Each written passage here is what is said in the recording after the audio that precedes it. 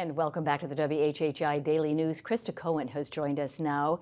She is a professional genealogist, and Mother's Day is fast approaching, and we're talking about the traits that we receive from our mothers. There's a lot of research about the DNA, and so we're just going to jump right in. And Crista, you want to talk about this latest research?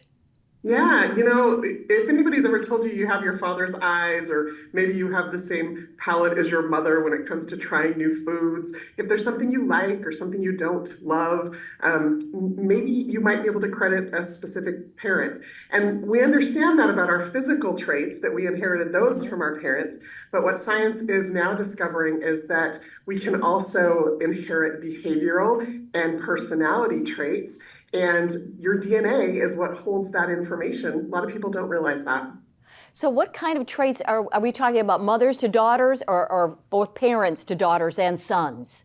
Yeah, so everybody inherits exactly 50% of their dad's DNA and 50% of their mom's DNA. It doesn't come labeled in your body, mom's side, dad's side. Okay. We just know you got half from mom and half from dad. But now with the new DNA science tools available through Ancestry DNA, you can actually figure out which side is mom's and which side is dad's, so you can see what traits you inherited from which parent. And so what are some of those traits? You mentioned a few earlier, but you want to go into more detail? Yeah, for sure. Ancestry DNA currently provides details on 43 different traits, with more coming in the next few months.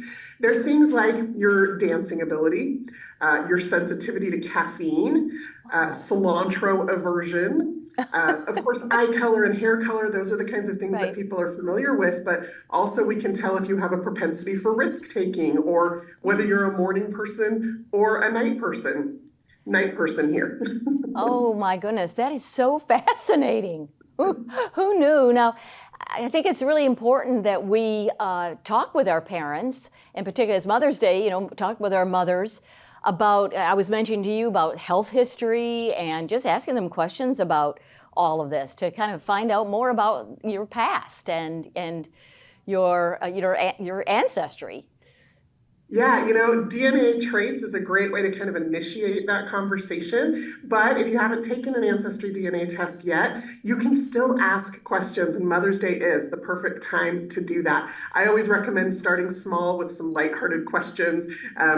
Maybe sneak up on her a little bit that way. But you can ask questions like, what was the first concert you ever went to? Or what sports did you play in school? They seem really innocuous, but those small questions often lead to deeper conversations, and ultimately to a deeper connection with your mom or whatever living family you're going to be surrounded by this holiday weekend.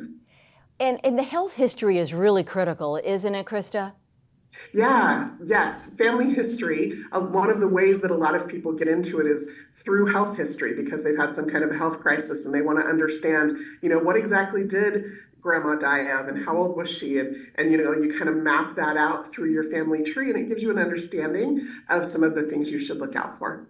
And so where can we get more information if we want to investigate our history, our ancestry? Yeah, if you just go to Ancestry.com on any web browser, or you can download the free Ancestry mobile app. And if you haven't taken one of those Ancestry DNA tests yet, that kit is a great way to kickstart your family history process. Thank you so much, Crista Cowan, genealogist with Ancestry. And that's a wrap for this edition of the WHHI Daily News. I'm Robin Zimmerman. Thank you all so much for watching. Stay safe and healthy, everyone, and we'll see you next time. Bye-bye.